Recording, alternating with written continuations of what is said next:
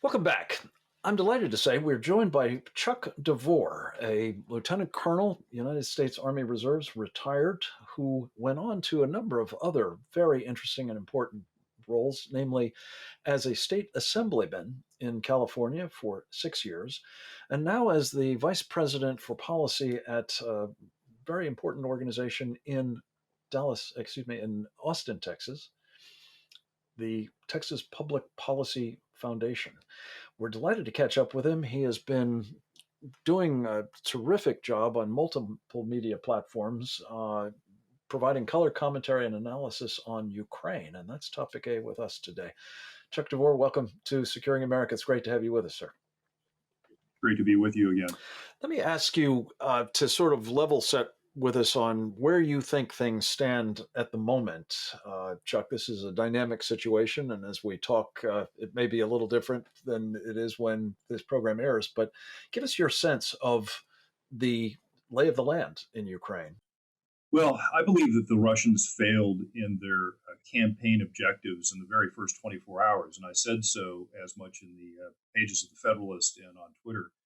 I said they failed because their initial campaign objective was to overthrow the government of President Zelensky, to have him kill or flee, and put in a puppet government. And they invaded then a large country, a country that I think, excluding Crimea, is a little smaller than Texas, some 45, 46 million people, with only some 200,000 troops. And that's just not enough to occupy a country where the country doesn't want to be occupied. That was number one. Number two, they invaded during the mud season, known locally as Rasputitsa.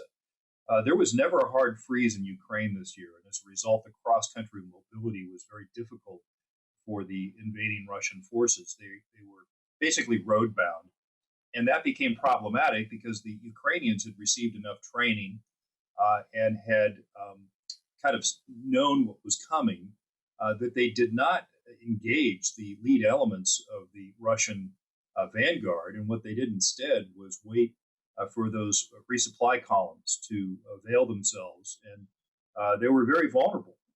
And these Russian battalion tactical groups only carry enough food and water and ammunition and fuel for about 3 to 4 days. And after that, they're going to start running out of key supplies. And I don't care how well trained a tank crew is or how good the tank is.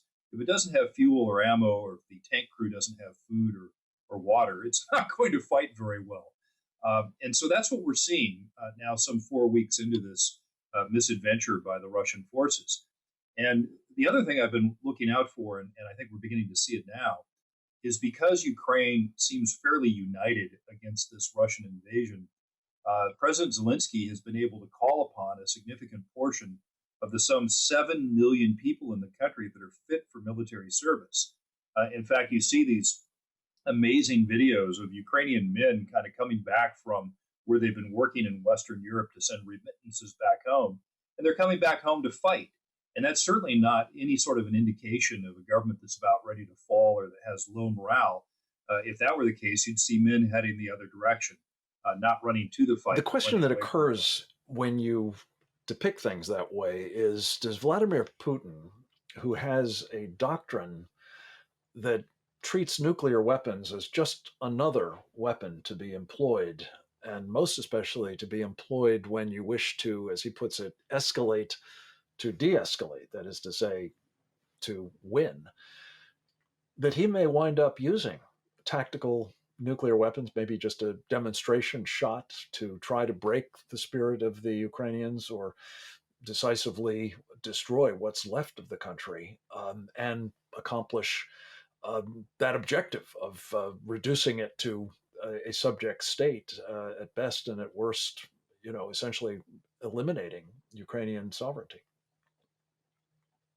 Yeah, so Frank, I think you have to look at this at both sides of the equation. In other words, you have to look at it certainly within the Russian command structure, obviously starting with Putin, and you have to look at it as to what effect it might have on Ukraine or on NATO and the world at large. I think it's important to understand that there is no button, quote unquote, that Vladimir Putin can push to launch nuclear weapons. Right? There are other humans in the decision chain that have to carry that order out.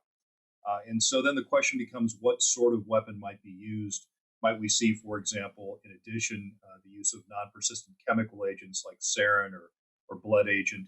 Of course, the challenge with those, unless they're being delivered by ballistic missile, is that it requires ammunition trains, just like hauling ammunition to the front that the Russians have had problems with.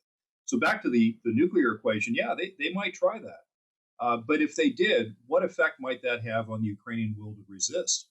And frankly, I don't see the Ukrainian will to resist being bowed by that sort of terror strike.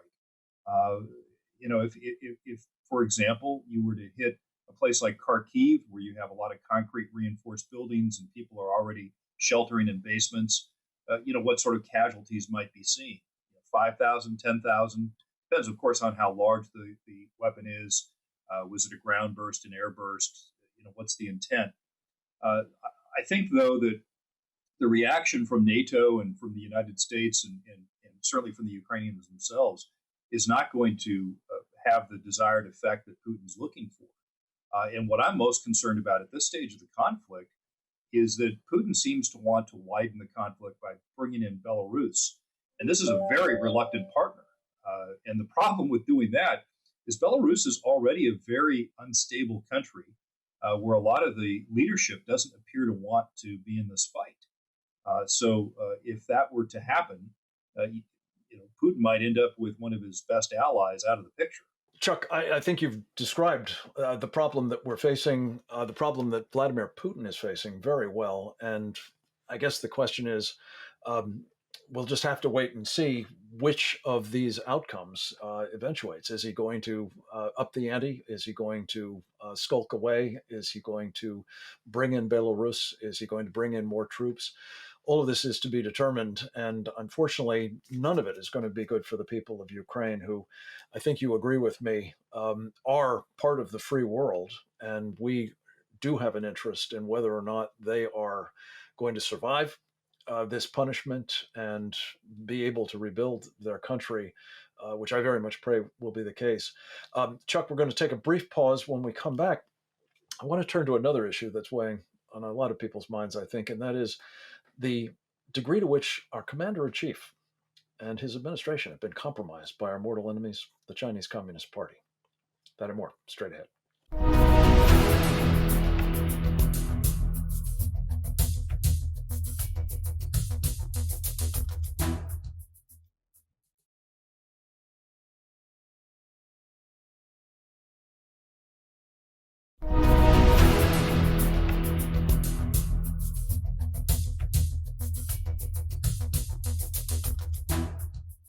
We're back. We're continuing a conversation that I think is extremely timely with one of our favorite folks. His name is Chuck DeVore, out of the Texas Public Policy Foundation at the moment, a former military officer in the United States Army and state assemblyman in California.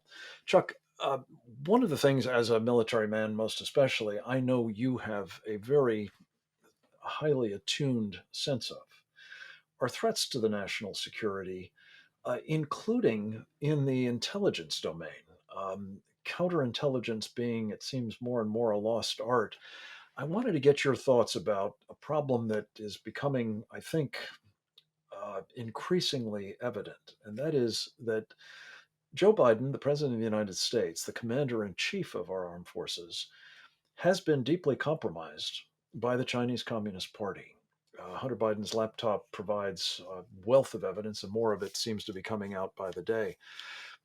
To the extent that that is so, how serious a problem do you think that is for America's national security and other vital interests? Frank, I think we've had this problem building in America for some 25 years. I was sounding the alarm on the People's Republic of China way back in the late 90s when, of course, we were trying to have a permanent most favored nation trading status, China into the World Trade Organization, World Bank, et cetera, et cetera. And and the problem is On the theory that if we just made them richer, they would become right, more like us. So right, engage away, right? right. And so, Frank, the problem is that all of our elites have been subject to this capture, and it's most especially a challenge at the executive branch level in our form of government, because the executive branch is supposed to be where you get your energy, your your unity of command when it comes to national security, foreign affairs, military affairs, and of course Congress secondarily because it's the policymaking branch and the appropriating branch. But we've seen all of our elites have been subject to this capture. When I was in the state legislature in California, for example, it was constantly, you'd see this constant stream of Chinese funded trips for state lawmakers going to Shanghai and Hong Kong and Beijing at the invitation of the Chinese Communist Party, because they knew that in California, where our legislative districts are so vast, that many of those people were going to go on to Congress. And in fact, many of them have. My former Republican leader in the state House is Kevin McCarthy, the Republican leader. And there are probably at least 10 people I served with who are in Congress right now, many of whom had all expense paid trips to China. So I think this is a significant problem. And the best solution to it, of course, is public pressure. We need to shine the light on this so that people who may not want to do the right thing are compelled to do the right thing. I think you saw this in Germany, where the new chancellor was very reluctant to provide any sort of assistance to Ukraine. And then you saw this massive protest and support among the German people for Ukraine. And you saw the leadership in Germany kind of reluctantly deciding to follow their own people. And I think that we need to do something very similar here. Yes. This is, as you say, not confined to the political elite. Our financial sector is a particular problem in the sense that it has been, as you know, Chuck, for, well, uh, I would argue probably quite some time, but certainly since May of 2013, when Joe Biden helped engineer a memorandum of understanding between the United States and China that gave Chinese companies preferential access to our capital markets. They didn't have to conform with our Right. laws and regulations concerning transparency and Right. No accountability, for transparency at example. all. All the books are Yeah. cooked. When you look at the migration of immense amounts of money, tens of, well, trillions of dollars at least, possibly seven or eight of them, this is a huge problem in its own right in terms of underwriting that threat. But just to stay with your point about the political elite and the elite in California in particular, it seems as though a specific focus of effort for the Chinese has been recruiting people in the San Francisco Democratic Right. machine. I'm thinking about Nancy Pelosi and Dianne Feinstein and Eric Swalwell and others. To the extent that this has been going on, yes, for some time, but it's now come to pass that I think the scales are dropping from our eyes that enriching the Chinese is doing nothing but making them more capable as an adversary and more bold, that they can use their various forms of power, their unrestricted warfare against us. So, again, the question occurs, if that's all taking place, what must we do besides just raising awareness that it's happening and encouraging public outrage against it? Well, again, there needs to be very specific steps taken. For example, if in assuming that Republicans gain control of the House and the Senate in the November 2022 elections.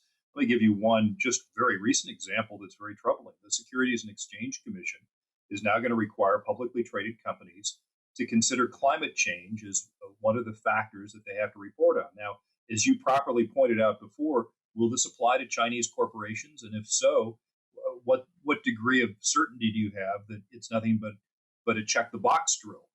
Because of course that's what it's going to be.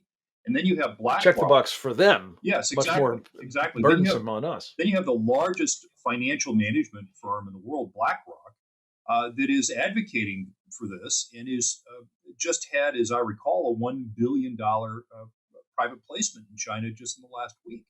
So this is very clearly going to disadvantage U.S. jobs, U.S. industry, and advantage those jobs in the People's Republic of China. And I also think it's important to look for common cause with some of our uh, fellow Americans who may be on the left. You know, you mentioned both Senator Feinstein and Speaker Pelosi. Well, Pelosi, interestingly enough, is not too dissimilar from other people on the far left in that she often cares or has talked about, for example, Tibet and other aspects of China's abysmal human rights record. And this is certainly something that I I believe we need to work with, because she's not wrong on that. And so I would argue that at least between the two most senior California lawmakers at the federal level, that there probably is a bit of a division where Feinstein seems to be unabashedly doing things that favor the Chinese regime, where at least Pelosi has some degree of nuance and some criticism. So I fear that that may not be the case as much today as it was in the past. But you're right that every effort has to be made because this is a problem for all yes, Americans. it It isn't is. just Republicans or Democrats. Chuck DeVore, this is a topic to which we hope we can return with you very soon. Thank you for your time Thank today and for you. your leadership at the Texas Public Policy Foundation. Thanks to the rest of you for joining us at Securing America. We appreciate you doing so. I hope you're better equipped to help us do just that, and that you'll check out securingamerica.tv for more on what you can do, and then you'll go forth and multiply.